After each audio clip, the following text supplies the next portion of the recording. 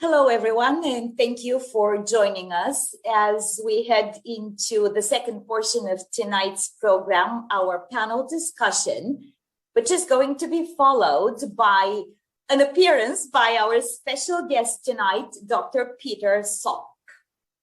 As Jean-Marie mentioned in the beginning, I'm Kornelia Tancheva, the Hillman University Librarian and Director of the University Library System, and I will be moderating tonight's panel discussion.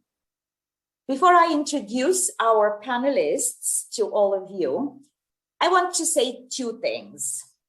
One of which is a simple wow. And I completely realize that a moderator opening up with wow is not the most articulate way to begin a panel discussion. But I have to say again, wow, you guys are my superheroes, and I'm honored to be in your presence.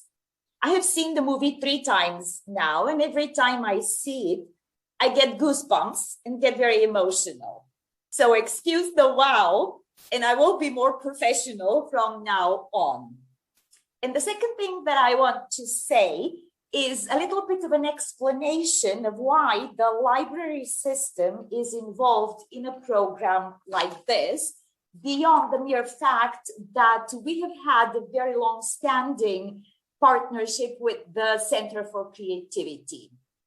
And it is because of the very interdisciplinarity of the library as a place where creativity and science come together to hopefully produce new insights.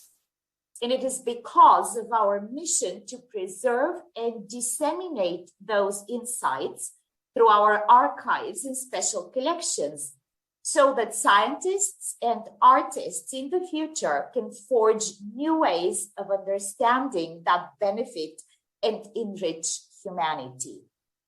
With that, let's now turn to tonight's panelists. Dear panelists, if you can please turn on your cameras. Thank you so much. I'll start with a question for each of them that will allow them to tell us more about themselves and their work.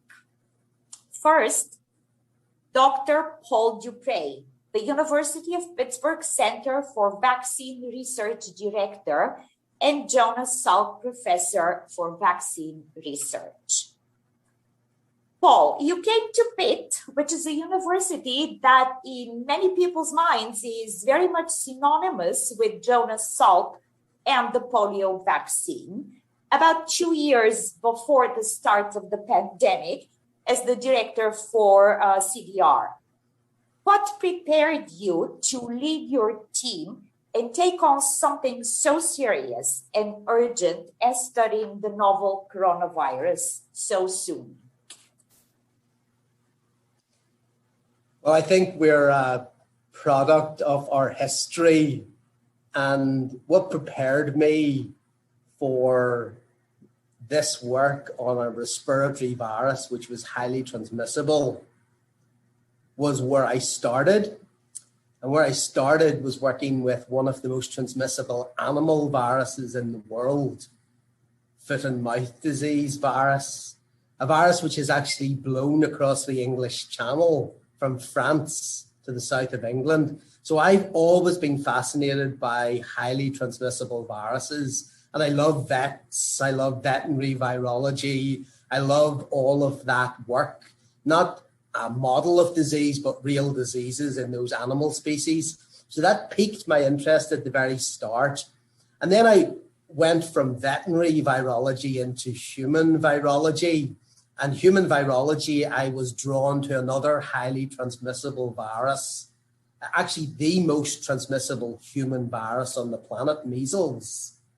As you heard in the movie, measles used to, as a vaccine preventable disease, kill 1 million children a year. And before the vaccine was developed, probably about 8 million children a year.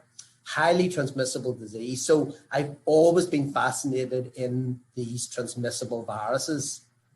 And if you want to work with such viruses, and if you want to work with highly pathogenic viruses, you need biocontainment facilities.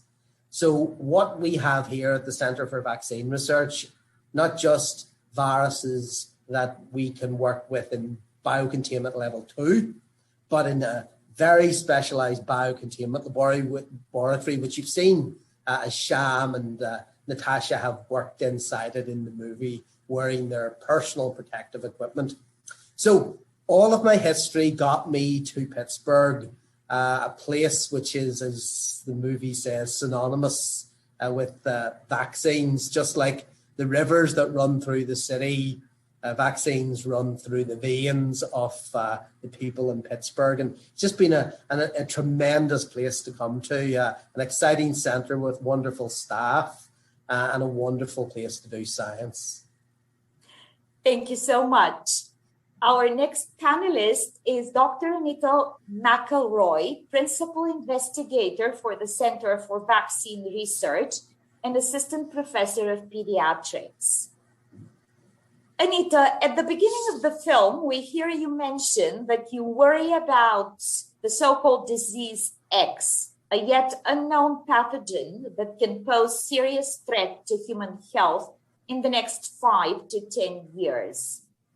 What emotions came to you when you saw that prediction becoming a reality? Thanks, Kornelia. It's really interesting because I would have never guessed in a million years that I would have recorded on a podcast something that came to be true. So don't take my stock tips because I'm usually not very good at predicting anything. But, it's fortuitous enough that that's the way it worked out. Scientists and clinicians and people who study infectious disease have been trying to raise awareness for decades. That there's always a risk. The more we intersect with the communities around us, with nature, we always run the risk of spillover events. So this is not going to be a problem that goes away, but it's something we're all going to have to be prepared for and learn the best ways to combat going forward. Thank you so much. Our next panelist is Dr. Sylvia Owusu-Ansah, Associate Vice Chair of Diversity, Equity and Inclusion, Assistant Professor of Pediatrics and Emergency Medicine for the University of Pittsburgh Department of Pediatrics, as well as the EMC Medical Director for UPMC Children's Hospital of Pittsburgh. Sylvia, some of our audience members today might actually recognize you. You have been in the press a lot, having been one of the first people to receive a COVID-19 vaccine, not just in Pittsburgh, but in the whole country. As someone who has been practicing medicine for a long time, what made you confident that you wanted to be one of the first people to receive the vaccine? Tell us about this experience. Yes. So again, thank you, Kornelia. Thank you for this opportunity. As you may well know, as a pediatrician, speaking to Dr. Duprex and Dr. McElroy's point, I have been a witness to what the power of vaccine and the advancements of vaccines in the sense that I've only seen one measles patient in 15 years. And I've only seen a handful of pertussis patients, and I've never seen a newly diagnosed polio patient. And so, in that experience and being able to vaccinate, our children within our community and seeing the power of vaccines, I was confident in the technology, the scientists. This is not a new thing, as you could see. We're as to Dr. Dupre's point, minus 66 years. Vaccines are a new thing and viruses are older than that. And so I trusted in that. And deeper than that, what I wanted to show or be was that example. At the time, COVID, and it still does, disproportionately affected communities of color. And I wanted to reassure communities of color that it is okay. And that this would be the equitable thing to do, that those who are disproportionately affected would gain the easier access or would be able to gain access to the one thing that could help to save lives. And so I'm grateful to folks like the Community Vaccine Collaborative and the Black Equity Coalition for doing the community aspect work of this to get it to the most vulnerable populations. And so I felt that was important. So thank you. Thank you so much. And our final panelist today is Kerlander, the Director of the Chasing COVID movie and senior lecturer for the University of Pittsburgh Film and Media Studies program. Karl, you've been doing this for a long time, and this is the third or fourth collaboration between you and your students in our archives. So we are very excited to see that history in our archives come to life again. How do you see this film connect with the shock felt around the world, your Salk polio vaccine film? Well, it was amazing. When I moved back here from Hollywood, I never intended to stay, much less make movies with the library archives, but it has been the greatest library movie collaboration ever. We did one on Dr. Starzl and George Romero and of course the original polio movie. You know, when we interviewed those people 16 years ago, it was amazing how selfless there was. I remember Sidney Busis, who did tracheotomies in iron lung patients, and he would put them out and put them in all day, and he couldn't believe it. And I thought everyone who I talked to who worked with Jonas Salk and pipetted by mouth, and all these people were heroes. And Peter Salk is really the one who said, this wasn't the work of one man, it was a collective effort. And what was so wonderful in meeting Paul and talking to Paul, that I really got a sense of, you know, he's very much a collaborative. His team is amazing. I do want to take a moment to shout out to the team that made this, many of which are my former students, Andy Esper, Claire Akers, and Owen Gamble, still one of my students. They did very well, and Janet Smith. But, you know, movie making is a lot collaboration. And the thing that made me feel so great about polio is what Peter always said is his dad always wondered, could we do this again? And so I think what we're on the brink on, thanks to Paul and labs around the country, I think we're on the brink of once again showing to the world that when we work to get together to defeat a common enemy, particularly the young people need to know, that's why we made this movie, they need to know that it's possible, that we can work together, that science, working creatively, can defeat a common enemy. So I'm just very excited that we're able to get this out into the world tonight. Thanks. Thank you, Karl. So one of the most remarkable things about this film, I think, is the very clear connection between creativity and science that it draws. You guys cut out your snowflakes in the shape of viruses. Most of us just do abstract geometrical forms. At one point, we see drawings made by Sham's son of the process of combining the SARS-CoV-2 protein into the measles vaccine. The use of visualization techniques in the lab comes across very clearly. And by the way, the use of color in the movie is stunning, Karl. Last but not least, of course, the connection between scientific research and creative expression is that both are as much about the process as they are about a product. So, given your own experiences as scientists, can you comment on this link between science and creativity? And this is an open question. Any one of you can jump in and the others can add their thoughts.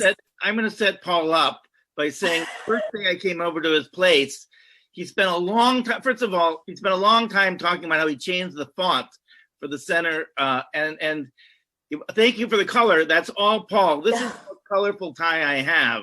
I'm trying to compete. So I'll set up Paul with that. But why, you know, he thought it was so important to create an environment with colorful and different is probably, I thought fascinating. And maybe you could talk about that, Paul and Anita, because you worked there all. Yeah. So I actually believe very strongly that humans are intrinsically creative. We love to paint and make and color and build and write poetry, and oftentimes we stop there. We don't see the creation of a new virus or a vaccine or a drug as equivalently or similarly creative to a beautiful Michelangelo. But I love to play. I think one of my favorite lines from Peter Pan is never grow up. And I think that having the ability to recognize that even as adults, we get to play, we get to create, we get to build things and make things is just so human-driven activity, such a human-driven activity. So I just love that environment matters. I love that color matters. I love that attention to detail and shape matters. And I don't think because it's science, it should be colorless. It should be colorful. I just love, Carl asked me to bring this. I love what the Center of Creativity were able to do, not in 2 dimensions, but also in 3 dimensions. Look at this as the most beautiful example of SARS coronavirus 2. It's digitally printed on a 3-dimensional printer. What better way to understand what we're fighting than to hold the beast in your hand? So I think we're creative. I know we're creative. We're made to be creative, and we get to be that here. Anita? Yeah, thanks, Paul. Scientists have to be creative because you might not realize this, but the vast majority of what we do doesn't work the first time, right? We have to go back and reinvent the wheel. We have to think about things outside of the box. Like Natasha was telling you in the video, she had a hard time initially figuring out where in the measles genome she could fit the SARS spike. So by reiteration and trying new and different things, she was able to be successful. So creativity is an absolute requirement if you want to become a scientist. And I'm sorry, go ahead. It's so important for the young people. I love that you have that t-shirt, science is our superpower. But Dr. Sylvia showed me videos of her daughter. Maybe you could talk about, because frankly, this new generation to get excited and not realize that it's a choice between STEM and STEAM, but that it's combined. But maybe Dr. Sylvia can talk a little bit about her daughter going viral. We are going to do a contest called Take a Shot at Changing the World to let kids actually submit their own videos. But Dr. Sylvia, you want to talk about Sienna? Yeah, no. So Carl, thank you. What I do want to say is to basically add on to what my colleagues have said here is that in order to be a scientist, you need to be creative. In order to be a physician, you need to be creative. But where does that creativity begin? It begins in childhood. I mean, Walt Disney captured this better than probably anybody and figured that out way before a lot of us did. And so, my daughter, what I'm learning from her is that creativity is power, and it makes changes. And the irony, changes in the world globally. My daughter loves to write. She loves to draw. She's a cartoonist. She's a dancer. She does videos. She's done a lot of educational videos. She's made one of those fake, medication videos where they give you 20,000 side effects. And one of the side effects she has on there is COVID-19, from this drug. And so, as a pediatrician, to see that in children, and as we're heading towards beginning to vaccinate our youth, I think it's great. It's a great opportunity to tap into that imagination and creativity that begins for all of us at this young age, to, whether it be measles or, whether it be the colorful pictures of the viruses or whether it be, being able to use a reflex hammer or a stethoscope. It all begins in childhood. And so I think in that is a great opportunity to reach out to our younger generation. In STEM and beyond. And COVID-19 has forced us, right, to become creative because we're no longer bricks and mortar in the way we educate, in the way we engage with one another, in the way we engage with community, family members, etc. So, creativity is the foundation to a lot of things. And so we will soon have time for questions and answers from the attendees, but I just want to read a comment that I happened to look at while you were answering that question. Catherine Willett is saying, thanks for the time and effort you put into this. It's good for everyone to see scientists are just normal people. People always say to me that I don't look like a scientist. What does a scientist look like? So I'm gonna follow up on the question about creativity and science and take it in a little bit different direction. And Sylvia, specifically, I want to ask you this. You told us about your daughter and how creative she is and how creatively younger people think about science and art and don't really put a silo between the two or put them in silos. But another thing that is often said is that the line between medicine, between art and science in medicine is very thin. Is medicine an art or a pure science? So I'm wondering whether you can give us an example from your work as a physician where creativity and science were both very evident. Yeah, so, as a pediatrician, creativity and science work together hand in hand, right? So, even for a simple thing like a vaccination, how do you get a child to get a shot? First of all, you don't go into the room and say you're going to get a shot. You might spell it out to the parents. You engage the child, you let them know that you care and that it's beyond the medicine, it's beyond the vaccination. It's all about their health. And so in many ways, every single day, I engage in a tango, I should say, or a dance between art and science. I'll give you a specific example. When we stitch up kids, we call it a string Band-Aid. We don't say that we're stitching them up or, we don't call it a laceration. We don't say anything scary. We say that we're going to give them a string Band-Aid, and we work with them to get it done, and their boo-boo is better and they get to go home. And so this is something we get to do I get to do on a regular basis with children who are phenomenal and resilient patients to work with. So it's something that I do every day. I think one can't go without the other. And to our scientist's point, we were dealing with a novel virus. So you have to be creative. There has to be some art in this where there's no previous evidence, where there's no previous specific type of cure or vaccine. You have to be creative. You have to bring the art into play. Thank you. And I'm going to go in a slightly different direction now. Two other themes that are extremely important, at least from my perspective, that run through the movie are the importance of science education in general and understanding how vaccines are created and how they work, as well as understanding that science, as Anita said, is a global collaborative affair, but it's also iterative. It relies on trial and error, and every science experiment, whether it's successful or not, moves us towards an understanding, a greater understanding of how the world around us moves.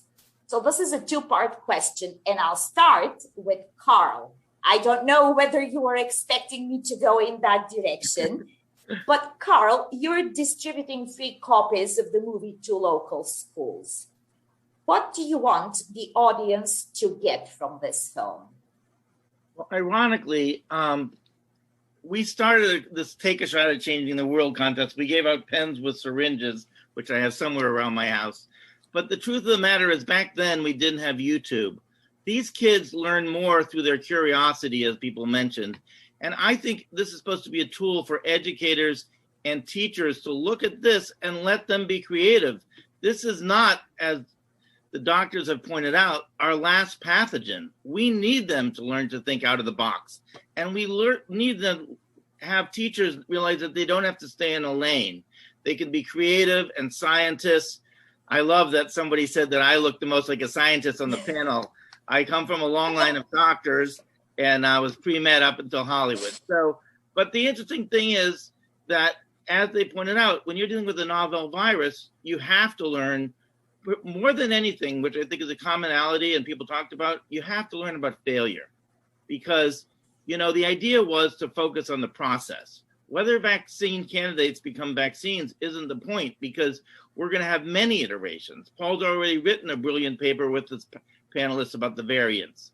So I'm hoping what we get especially with these kids who've been learning digitally, that this becomes a tool and that eventually people can go to take a shot. By the way, we're going to put it all on the website, but basically let these kids create their own videos. Let's get good information about science to go viral. We need teachers and everyone there who wants their kids to be inspired to spread the word. We're giving it away. It'll be on the Center of Creativity website tomorrow morning, and we hope it gets shared all around the world, because I think we need our young people to really take the ball in their hands, and our teachers to facilitate them, including, by the way, Dr. Sylvia's daughter has a teacher. We met the screen of that.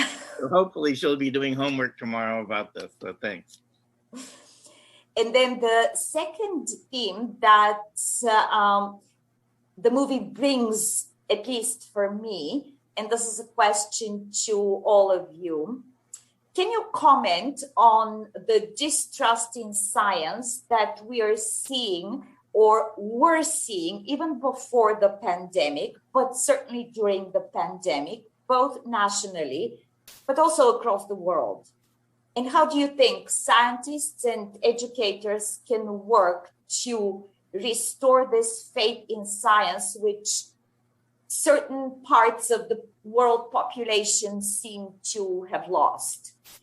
Anyone, please jump in. I think the challenge is that people sometimes see science as distant and far removed from their real life. And I think what has happened in the last year and a half is science is really up close and personal, and vaccine development is right on the television screens day and daily, whether that be Rick Dayton reporting on KDKA, or whether or not that's in Pennsylvania, or whether or not that's 60 Minutes coming to the center as they did to talk about the new viral variants. It's all in people's faces day and daily. So first and foremost, I think it's really important to show what scientists are, what they look like, and that they're not just what people imagine scientists to be. You've got two amazing physicians and physician scientists in front of you with Anita and Sylvia, creative individuals. You've seen on the television, the movie, Sham and Natasha, incredibly hard-working scientists, day and daily, seeing failure. And as people see this movie, and as the kids see this movie, and as I think of Sham's kids, Vasudev and Varada, twins who are drawing those pictures and thinking and engaging with science whenever I hear about Sylvia's daughter, all of that brings science closer to the public. Now, what we need to do is communicate. It's all about communication. That's why I love what we're doing here. This is so important that we get to speak through Carl's vision, Carl's voice, Carl's collaborative efforts to put this together into areas that we would never be heard. I will never be heard in the places that this will be seen, but I would love to go at some point to be in those places, maybe meet the people who are making those videos. That's how we make science trusted. We show that the people are normal individuals and they're trustworthy individuals, because science works. Vaccines work. Vaccines are going to be the thing that get us out of this hole. Thank you. Sylvia or Anita, would you like to add something? Yeah, to Dr. Paul's point, I think the key here, it's so interesting. It's like we're talking about the vaccine against this pandemic that has forced us to look at new ways of bridging the gap between science and the community. So it's almost like this 360-degree circle. But to Dr. Paul's point, Dr. Dupre's point, it has been amazing to finally see science come to the doorsteps with the use of technology now and all coming together, literally coming into your living rooms, whether it be via the news, whether it be via innovative science classes. Again, I mentioned the Community Vaccine Collaborative and the Black Equity Coalition. I don't think ever before, probably since the Salk vaccine here in Pittsburgh, has there been such community engagement, involvement of community leaders, organizers, members, and everybody working to get everybody vaccinated right there where they are, and not waiting for them to come to the big ivory towers, and being able to talk to scientists in real time, like tonight, and ask real questions from real experts. I don't think ever before in history, and even on a global scale, that we've been able to do this. So I think that's promising. I think that's exciting. I think to the point of mistrust, and I'll try to be very brief in here, there's several things. And so we all say that technology is a double-edged sword. And so I think in some cases, social media platforms and internet and the like, there are a myriad of resources. And so we need to be careful of where we really get our expertise information from about what really is happening, like this video, what is really happening in the laboratories, as opposed to what we think may be happening or what we heard may be happening. But we have a great opportunity here to really see what is happening. And lastly, I'll just quickly say, communities of color, it's been brought up of, mistreatment in medicine in the ways of the Tuskegee experiment, in the ways of the Henrietta Lacks experiment. But, to that point, it'd be interesting to find out from the Lacks family and the Tuskegee syphilis families what they think about the vaccines today. And to know that the most equitable and right thing to do, even with our, the history that hasn't been so sound, is to reach out to those who need it the most. And I think that's what's different about today that wasn't happening before. Science is so much more ethical than it has ever been. There's so many, the scientists can speak more to this. There's so many aspects and so many checkpoints that you have to go through before you get to the point where a vaccine, to Dr. Dupre's point, is truly a vaccine in the arms of people.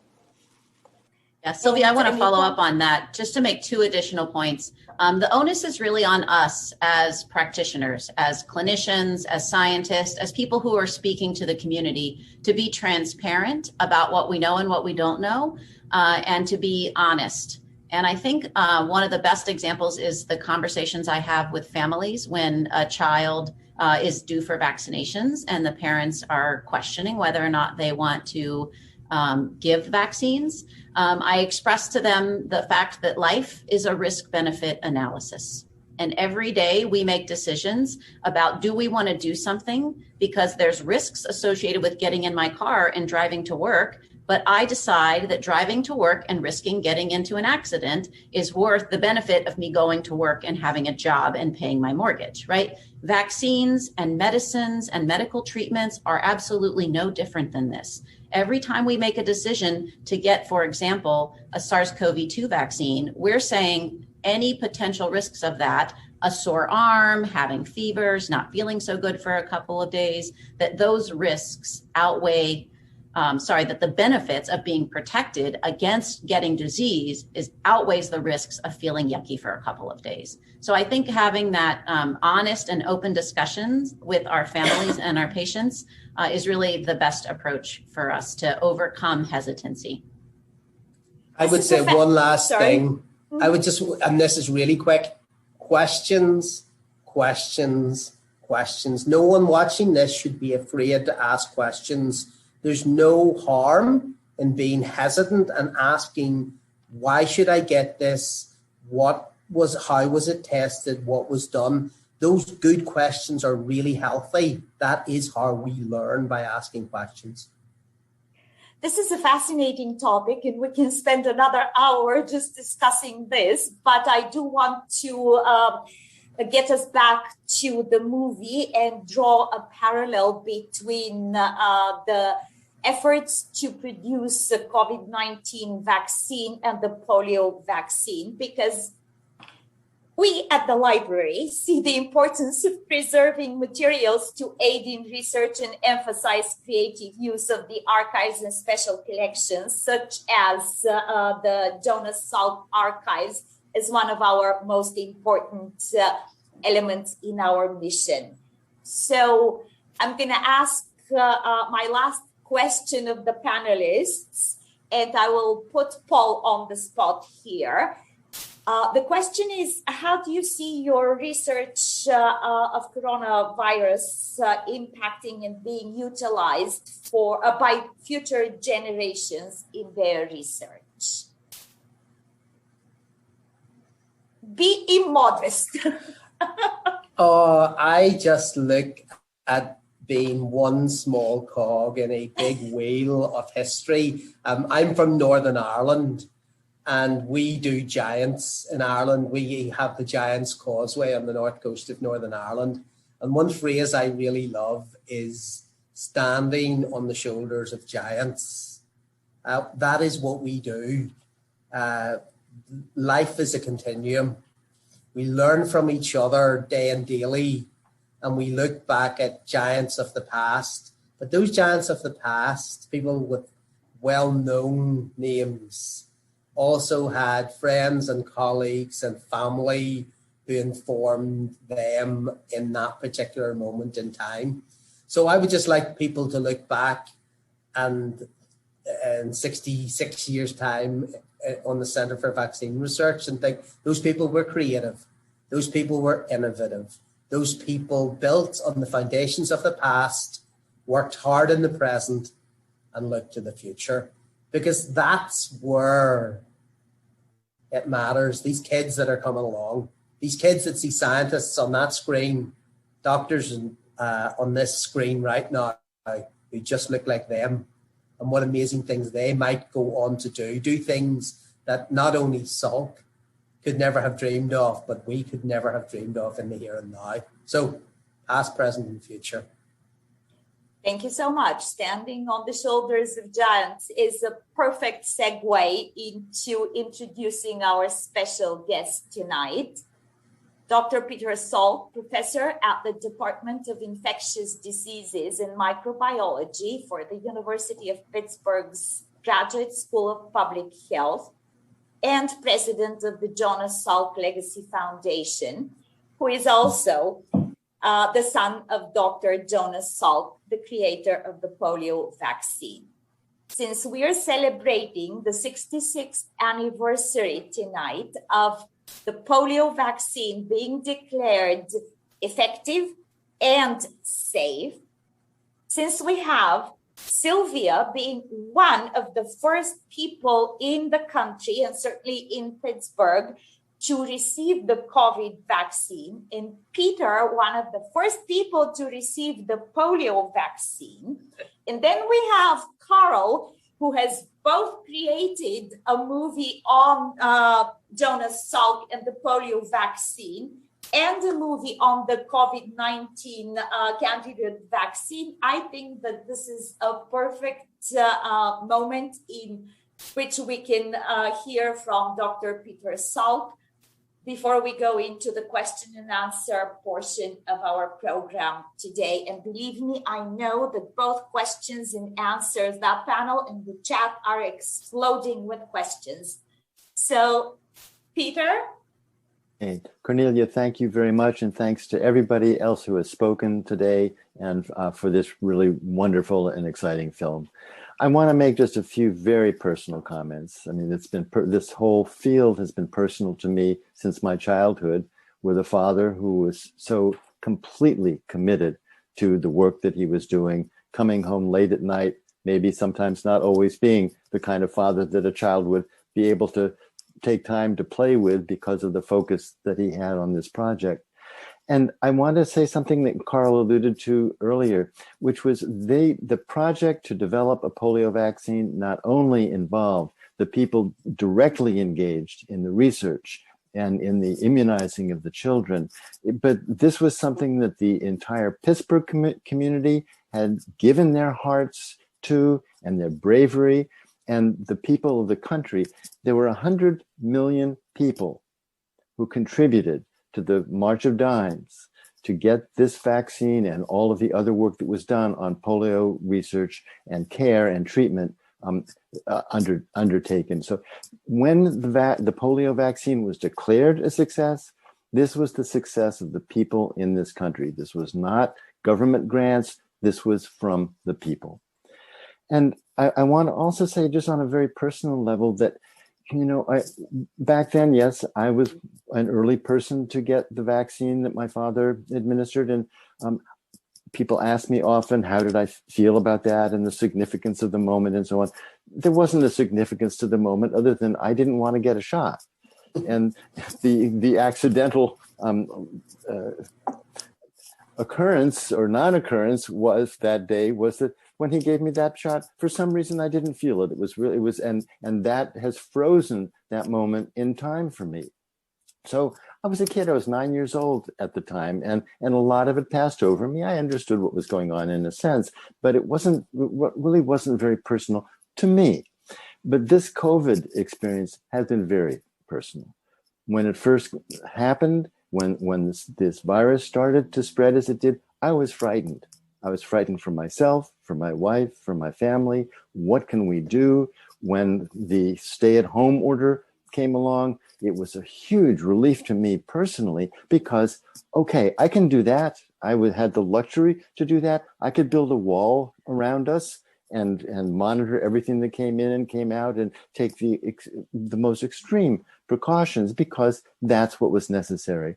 And I was sitting on the bed in the television room one day, relatively early on, and my wife Ellen read me an article that had just come out in the New York Times about the first RNA vaccine, the so-called Pfizer-BioNTech vaccine, and some of the history of that. And I just found myself overwhelmed with emotion because what I was hearing was how quickly this had taken place. The research focus, the telephone call between the person from BioNTech who had been doing the research and Pfizer, with whom they previously collaborated, within 24 hours, there was a merger and an agreement to work together to get a vaccine out. And this was what the article was saying. The vaccine was now out and going into human trials and about to be ready to be able to be approved. What this did to me was just sort of making an overlay between the present situation and the polio vaccine time, how many years it took to get that project to where it was with all of the work, all of the effort. And I'm not saying there was not work and effort here. Of course, you've heard of all that goes into this, but just how quickly and to make that kind of human connection that would allow a project to go from the bench into the application. And then I also just want to say, I'm going to say something more. The coronavirus vaccine shot that I got was more emotional to me than the polio vaccine shot, and the impact it had on me of being able finally, after the second injection and 2 weeks gone by, feel, something's happened. And something did happen to our lives. And the CDC, thank goodness, came out with that guideline which said fully vaccinated people can now be free to get together with a small number of other fully vaccinated people without masks, with hugs. And a year of total isolation began to dissolve. And to be able, my brother and his wife came to the door that night, and there we were, able to be reunited as a family in a normal way. And I just, that was an overwhelming experience for me. And then as a last thing, what I want to say is that having watched all of this and seen the initial commitment of the people in this country and around the world to making the efforts, making the sacrifices required to protect ourselves, to stop the hospitals from being overwhelmed and overflowing. That was something that was very meaningful to me. But then also what we've seen over time, the pandemic fatigue and the differences in opinion and the kinds of divisions within our own population and society, and the way things have happened that some people have really been not just hesitant, but overtly resistant to accepting even that there might be a pandemic, that it really would be dangerous. And the kinds of differences in thinking and approach, I think this is something that is really important to address. Paul, you mentioned in the film, if I'm not mistaken, you said, I think, the word vaccinology, the whole notion that vaccines are not just coming up with something in the laboratory, but it's then getting them out and delivered, all of the mechanics of that. But the final step of the process is the people. Will people become vaccinated? Will this be accepted? Will there be pockets of resistance that will make it difficult to get adequate immunity within the population? So this whole issue of communications between different segments of the population, between people with different viewpoints, the kind of creativity that we need to apply to that issue, not only to coming up with vaccines, but to the issue of how do we harmonize our society within this country, between this country and the rest of the world, because this is a global issue that needs to be solved on a global basis. That's something that I think we really need to turn our own creative attention to. So I'll stop with that, and I want to thank you for being included in this event. And Carl, happy birthday to our relationship. So back in 2005, and I'm just so happy to be part of this. So there are so many questions. Thank you, Peter. There are so many questions. Some of them are purely medical. Some of them are more general. The session is being recorded, and all the questions, as well as the chat, will be available to the organizers of the session. We can try and bunch together questions that are related and distribute them to our respective panelists if they have the time to answer them, because there are many very specific questions about vaccines. I was trying to find a question that is more general and to finish on that. In the meantime, several questions have been answered, and when questions are answered, they disappear. So I'm just going to recreate by memory a question that I liked. It was about collaboration across the scientific field, and I'm going to ask Paul to talk a little bit about other either universities or other science teams of researchers that you might have been working on this vaccine variant or previously, and what is important about international or national collaboration across universities. Yeah, so science truly is an international enterprise. The connections are diverse. They run right across the world. I often say that on Monday morning, I start in the Netherlands. On Tuesday morning, I start in Berlin and then go to Perth in Australia, and so on and so forth that week. These are collaborators of mine that I see week in, week out. And that's the way we need to think about science. It's a beautiful connection between many, many people across the world. And if you look at what has happened with the COVID-19, it really has been a global effort to get those vaccines into people's arms. So collaboration is really important. Collaboration in a centre is really important. That's why it's really key to have people who think differently. It's really good to have disagreeable people who are strongly opinionated, people who will push you, make you think, people who are different. It's really good to disagree. Healthy disagreement is good. We don't need to demonize people who we disagree with because they push us to think new things. So it's not just a collaboration between scientists, but it's a collaboration between local individuals. Think, for example, the Hillman Family Foundation and the R.K. Mellon Foundation, amazing supporters of the Centre for Vaccine Research. There's local foundations who are vested in the science. They allow us to play on a global stage. Then think about the state government. We were so fortunate to be supported by the Pennsylvania Department of Community and Economic Development.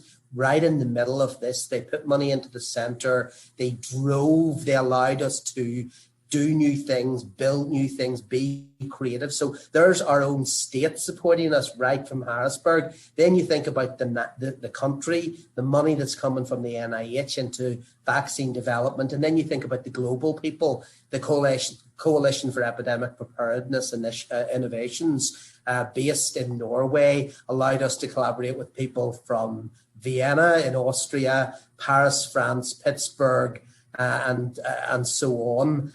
So it truly is a big global enterprise, and that's something which really energizes me. I love working with many people. And then if you look right back to Carl, right, completely different world, but there's a collaboration that allows us, as I've said already, to be voiced, to be heard in places that we will not be able to speak to easily.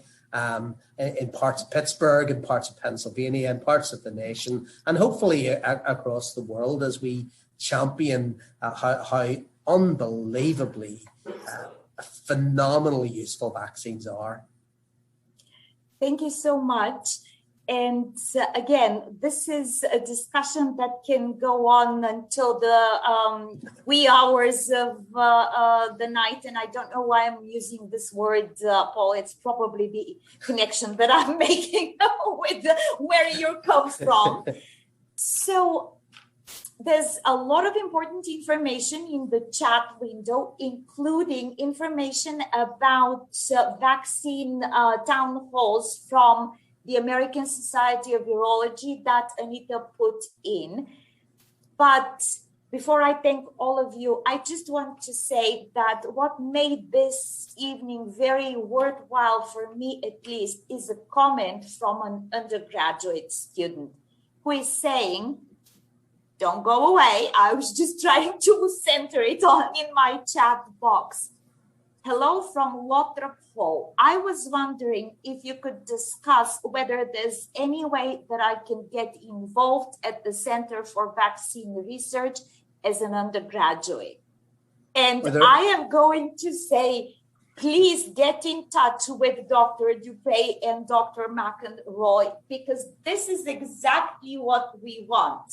Students, high school students, college students, young people to get excited about science, to get excited about creativity, to get excited about medicine. And on this particular note, so thank you for that comment, Andre, if I'm pronouncing your name correctly.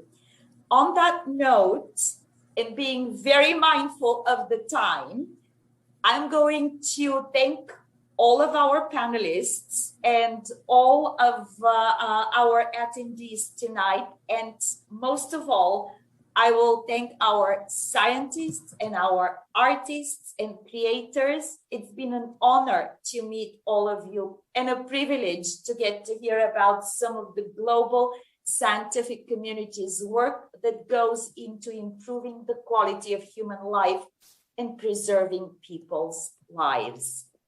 With this, I will turn it over to Jean Marie. Thank you.